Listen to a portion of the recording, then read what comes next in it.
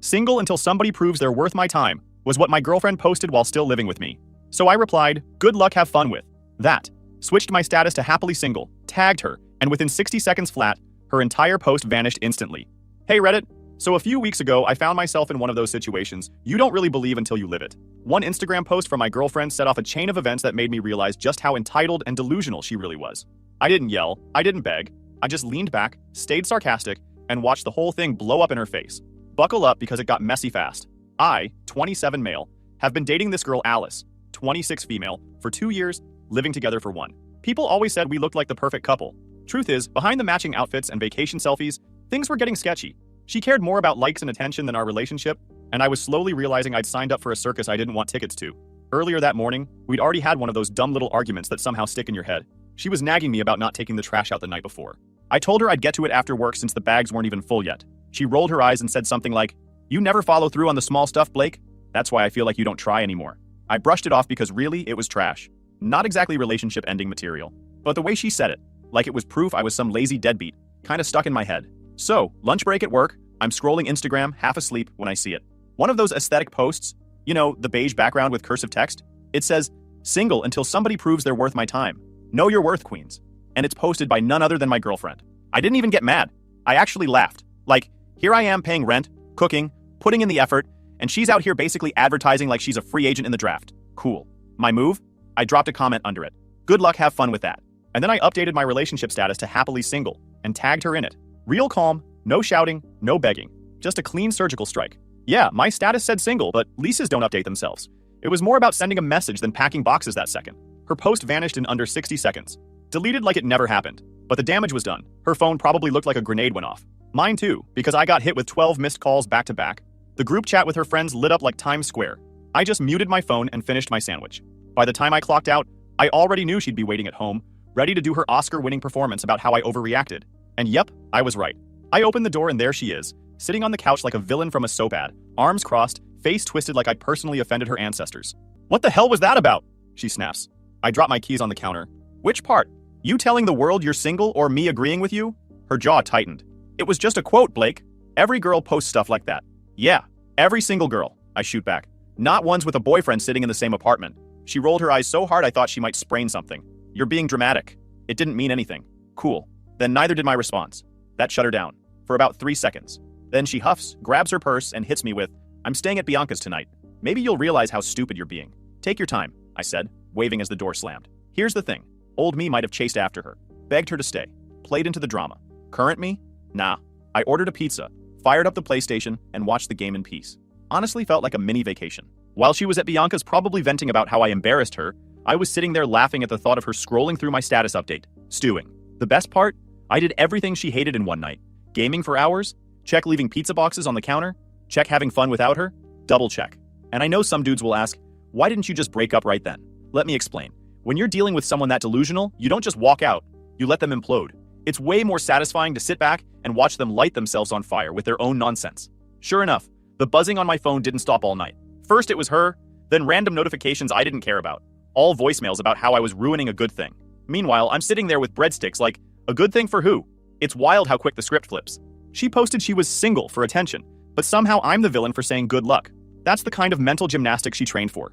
Honestly, I think if ignorance was a sport, Alice could medal in it. Anyway, I slept like a baby that night.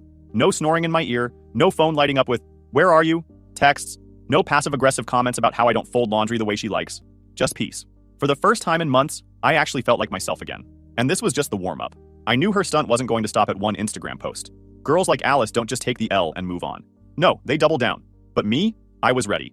Because when you stay cool, sarcastic, and unbothered, there's nothing scarier to someone who thrives on drama. That Instagram post wasn't just a quote. It was her opening move. And my comment? That was me putting the ball back in her court with a smirk. She wanted attention. Well, she got mine. Just not the kind she thought she'd get. The next morning, I wake up to about 20 unread texts. Half from Alice, half from Bianca, her bestie/bodyguard who thinks she's the spokesperson for women everywhere. All the texts said the same thing. I humiliated Alice. I embarrassed her.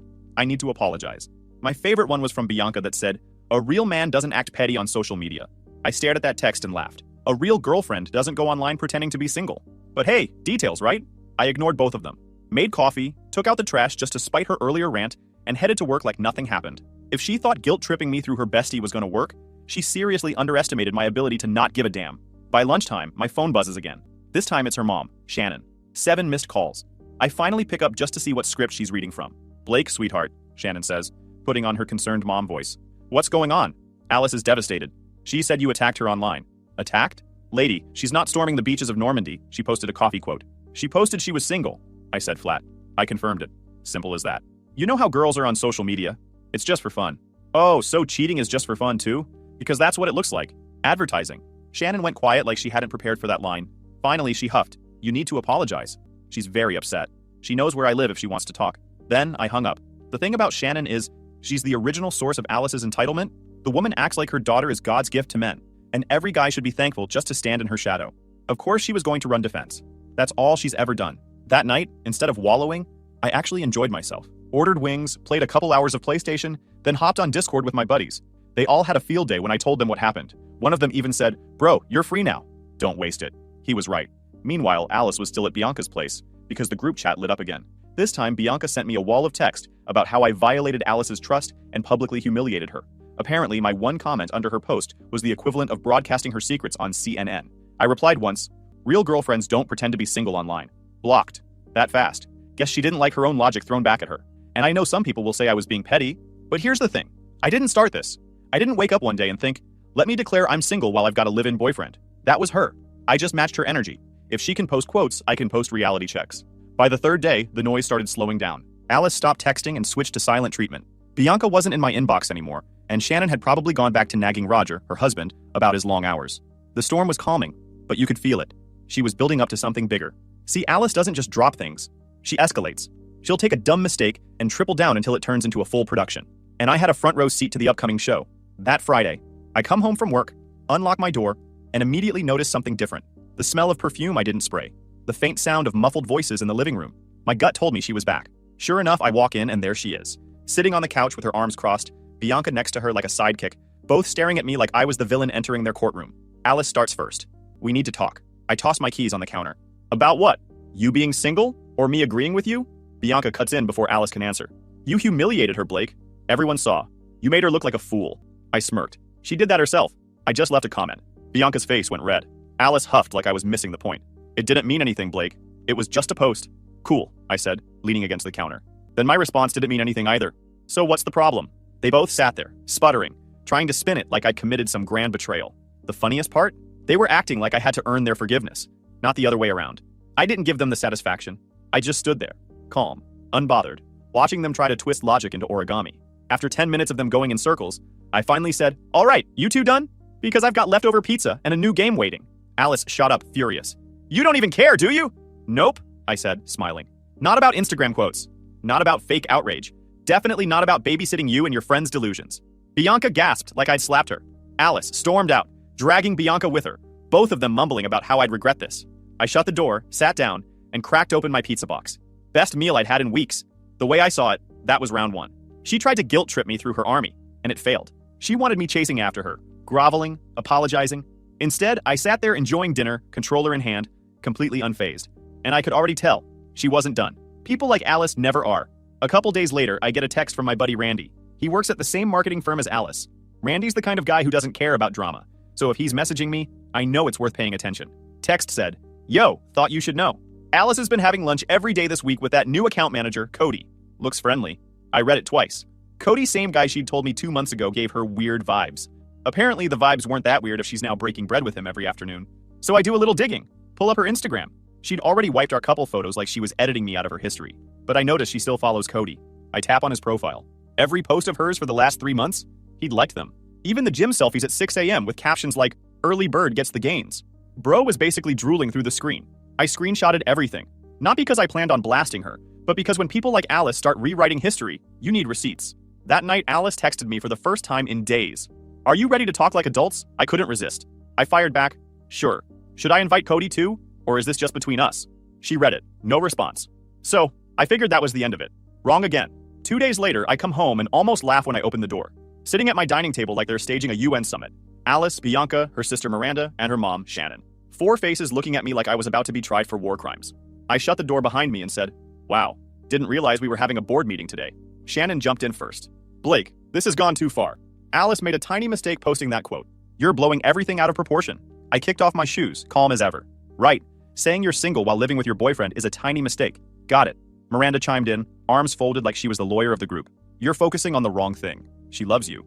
Funny way of showing it, I said, tossing my keys onto the counter. Finally, Alice spoke. She hadn't said a word until now. Tears in her eyes. Not sad tears, but that angry, frustrated crying where they're mad you won't play along. You ruined everything. Ever since your comment, Cody's been weird and pulling back. He said I came off like drama. I actually laughed. Couldn't help it. So you admit there was something with Cody? She shook her head fast. No, we were just friends. But he was interested. And now he thinks I'm toxic because of you. I could have had something better, and you sabotaged it. Something better. While we were together. The entitlement was Olympic level. I wasn't going to do anything, she continued, voice rising. I just like the attention. Is that so wrong? Yes, I said flat. Next question. Shannon tried to step in with her guilt trip voice. We were planning Thanksgiving, Blake? I already bought a bigger turkey. You two can't just throw this away. I'm sure Cody likes turkey, I said with a shrug.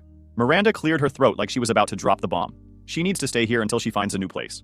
She can't keep sleeping on Bianca's couch. It's not healthy. I leaned against the wall. That's unfortunate. But she left, remember? Told me to think about how stupid I was being. Still thinking. Don't like the results. Alice shot up from the couch. Fine, but I'm taking everything I bought for this place. Go ahead, I said, waving toward the apartment. And she did.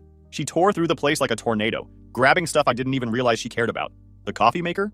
Gone. A throw pillow from the couch? Stuffed in a bag. She even yanked the shower curtain down like she was looting a hotel. Weird, but whatever. Then she got petty. Took all the batteries out of the remotes. Stood there with a fistful of AAs like she just won a battle. Finally, she marched over to my PlayStation. I'm taking this too. I contributed to it. I stepped in front. You bought one game. Season 22. You can take the disc. The console stays. I bought groceries that you ate. That money could have gone to the PlayStation, she snapped. Even Shannon looked embarrassed at that one. Miranda turned away, probably pretending not to know her. They packed her things into garbage bags because, in their rush, nobody brought boxes. As they dragged them out the door, Alice turned back, face red, eyes puffy, voice sharp. You're going to regret this. No one else will put up with your boring ass. I smiled. I'll take my chances. They stormed out, leaving the place half empty but peaceful. I sat down on the couch, flipped on the TV with no batteries in the remote, and had to laugh. Because if this was her power move, it was weak. She thought taking a shower curtain and some AA batteries was going to break me. All it did was prove I was right. She needed the attention, the drama, the chaos. Without it, she was just nothing. And in that moment, I knew this wasn't over. Not because I wanted her back. Because people like Alice don't know how to bow out quietly. If Cody was already backing away and she was camping at Bianca's, it was only a matter of time before she tried her next big stunt. The funny part? I was actually looking forward to it. Didn't take long. By Monday morning, my buddy Garrett sends me a link with zero context. It's Alice's Instagram story. I click it, and there she is, posting one of her little slideshow performances. First slide, sometimes the trash takes itself out. Second slide, upgrading in all areas of life. Third, when he can't handle your glow up. And then the finale, a photo of her and Cody at some upscale cocktail bar, glasses raised like they're celebrating a merger. Caption, new beginnings with better energy. I just laughed. If she thought that was gonna sting, she clearly forgot who she was dealing with. I wasn't jealous, honestly. I was relieved. She just publicly confirmed everything I already suspected. But here's where it got good. She tagged the location. And guess who works there as a bartender? My cousin Steve. Later that night, I get a text. Bro, your ex is here with some dude. They're on a date, but she won't shut up about you. It's weird. Even with him cooling off, he still agreed to grab one drink to talk. And she spun it like a full-on upgrade. I tell him to keep me posted. An hour later, another text comes in. She's literally comparing this Cody guy to you nonstop. Like she's trying to convince herself she upgraded. Dude looks uncomfortable as hell. Quick pause, fellas. YouTube just dropped this new hype feature. If you're hooked on this story, smash that hype button. It tells YouTube this video deserves to blow up, and it keeps even crazier stories coming your way. Thanks so much for your support. All right, back to the drama. So now I'm sitting on my couch, picturing Alice trying to sell Cody on the idea that I was some jealous loser. Meanwhile, Cody's stuck there sipping his drink, realizing he walked straight into drama quicksand. Steve gives me the play-by-play. Apparently, Alice says, Blake never took me to places like this. Steve, knowing me, probably laughed because I did, and she called them pretentious. Then she tells Cody, Blake was too insecure to let me have male friends, which was hilarious because she had plenty. I just wasn't okay with her deleting couple photos, while another dude was liking her gym selfies. By the end of the night, Cody looked like he wanted to crawl out of his own skin. Steve said when Cody asked about her last relationship, Alice launched into a 20-minute monologue about how I was emotionally abusive for responding to her post. The grand evidence? Screenshots of me asking her to help with rent because she hadn't paid a dime in 6 months. Real abusive stuff, right? Finally, Cody had enough. Paid for his drink, bounced. Left Alice sitting there alone with her half-finished cocktail. And then she made her dumbest move of the night. She tried to flirt with Steve, not realizing he was my cousin. He told her straight up, You know Blake's my family, right? She went pale and bolted. The next morning, I get a LinkedIn message of all places. It's Cody. Hey man, I wanted to apologize. I didn't know you two were still together when she started pursuing me. She told me you'd been broken up for months. I'm not that guy. Just wanted to clear the air. Also, heads up. She's telling people at work you were abusive, and she was looking for protection from a real man. Good luck, bro. I sat there laughing at the irony. She dragged me for being boring, then immediately nuked her shot with Cody by making the entire date about me. Couldn't have scripted it better. So yeah, I screenshotted the message, saved it in my little evidence folder, and decided it was time to send a petty little reminder that I wasn't the one crying on cocktail bar stools. I hadn't posted anything on my personal IG in 2 years. My account was basically a digital ghost town. But that night, I broke the silence with a gym selfie. Caption, single life hitting different. Thanks for the motivation at Alice Lee. 10 minutes later, she blocked me. But not before Miranda, her sister, slid into my DMs to scold me. That was unnecessary. She's going through a lot right now. I replied once. So was pretending to be single when she wasn't. Actions have consequences. That's how life works. Left her on red after that. And honestly, I felt amazing. For once, I wasn't caught in her chaos. I wasn't begging, apologizing, or defending myself. I was just living, while she was out there digging her own hole deeper. Thing is, Alice is the kind of person who can't survive without an audience. Every move she makes is for attention, approval, validation. When Cody bailed, she thought she'd still have Bianca hyping her up, Miranda covering for her, and Shannon running interference. And maybe they would for a little while. But deep down, I knew she'd start wearing them out too. Because that's the thing about delusional people. They're consistent. They'll burn through every backup plan, every safety net, until eventually the only person left to blame is themselves. And I had a front row seat, popcorn in hand, watching her glow up turn into a full-blown meltdown. Didn't take long for her next move. That Friday, I come home from work, and there she is, parked outside my apartment door with 2 giant suitcases. I swear she looked like someone waiting for a Greyhound bus that never showed up. Hair messy, mascara streaks down her face, hoodie half-zipped. The front desk even pulled up the security footage later and emailed me a clip. Turns out she'd been sitting there for 2 straight hours like she was auditioning for World's Saddest Ex. As soon as I turned the corner, she jumps up. Blake, please. I messed up. I leaned against the wall, didn't even pull out my keys. Yep, we can talk right here. She tried to edge closer to the door. Can we just go inside? Nope, I said. Public conversations only. Safer that way. That clearly wasn't the answer she wanted. She shifted into tragic victim voice. I got evicted from Bianca's. Her roommate came back from Europe early and Cody told everyone at work about our date. They're calling me a homewrecker. I have nowhere to go. I raised an eyebrow. You literally wrecked your own home. That's on you. Her bottom lip trembled. My mom's place is too small. Miranda lives with her boyfriend and I miss us. I smirked. You miss free rent. And just like that, the tears vanished. She snapped out of sad girl mode like a light switch, voice climbing, eyes narrowing. You owe me. I wasted 2 years on you. I decorated this place. I made it a home. You can't just throw me away. I held up a hand. Correction. You threw yourself away the second you posted you were single. Don't rewrite the script. That's when my neighbor Carl cracked his door open. He's this big guy in his 40s, bald, always wearing some old band t-shirt. He leans out and goes, "Everything okay, Blake?" "Yeah," I said, loud enough for Alice to hear. "Just explaining to my ex why she can't move back in." Carl nods. "Oh, the one who was cheating with that Cody guy?" My daughter saw it on Instagram. Alice spun around, face redder than a stop sign. "I wasn't cheating. I was just advertising for replacements," Carl interrupted, then went back inside like he just delivered a mic drop. I almost applauded. At that point, security came up the hall. Apparently, Alice had told the front desk she lived there and lost her key. They called me to confirm, and I told them she'd moved out. So here come 2 guards, clipboards in hand, ready to escort her. And that's when she went nuclear. "Wait, I'm pregnant," I laughed. Couldn't stop myself. "No, you're not." Her eyes bulged. "How do you know?" "Because we haven't been intimate in 2 months. You were always too tired or not in the mood. Remember?" Even one of the guards tried not to smirk.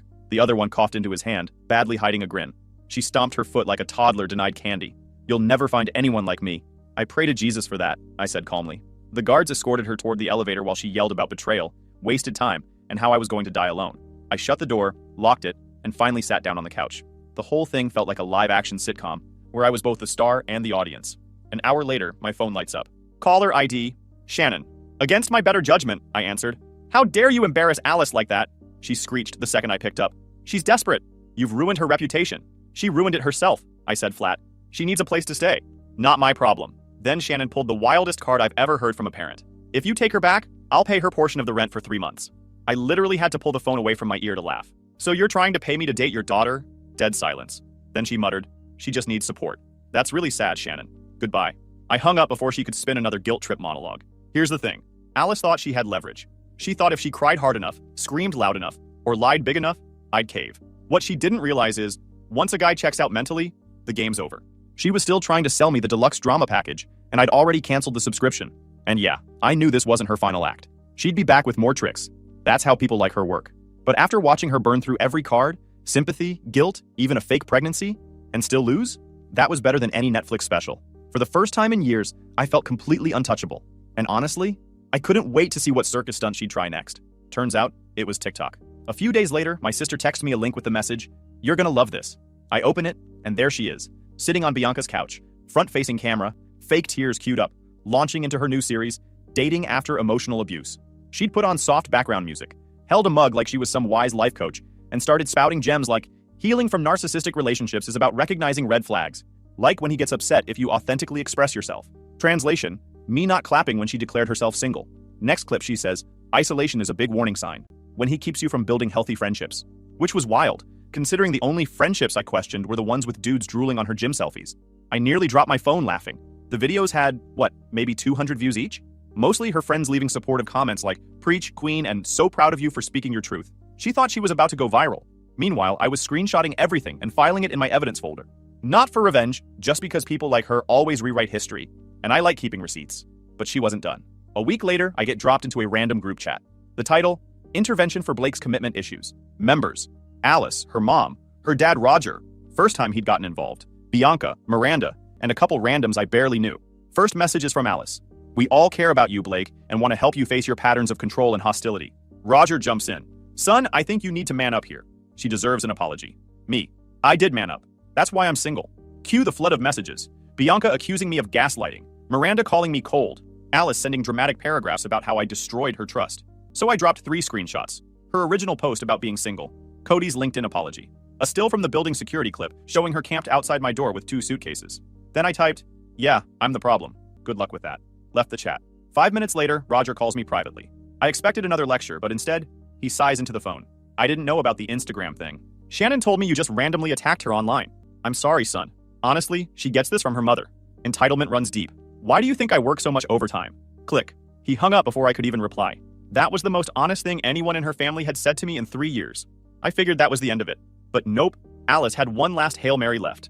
The following Monday, I get an email from my HR rep asking if I can swing by her office. I walk in, and there, sitting at reception, are Alice and Shannon, dressed like they were about to present evidence in court, folders in their hands, whispering to the receptionist.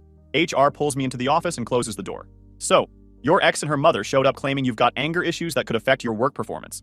I actually laughed. "Do you believe them?" She shook her head. "No, but we take things seriously. Security is escorting them out right now. We're issuing a written no-contact notice and security is banning them from the building." Music to my ears. I walked out just in time to see security leading them toward the exit. Shannon looked furious. Alice looked smug like she thought she'd won. Until the guard scanned her visitor badge and said, "You're banned from the building moving forward." Her face dropped like a cartoon character, realizing gravity exists. Later that night, I reported her TikToks for using my photos without permission. A week later, her account got suspended.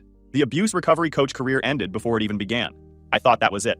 But then she slipped again. She made a fake Finsta account, one of those burner Instagrams with a random username, and started following me. I knew it was her because she accidentally liked one of my posts from 2019 at 3 in the morning. A photo of my old car. Only one person on the planet would scroll that far back just to creep. I screenshotted it, saved it, then blocked the account. Here's the truth. I wasn't even mad anymore. I was entertained. Every stunt she pulled just made her look worse.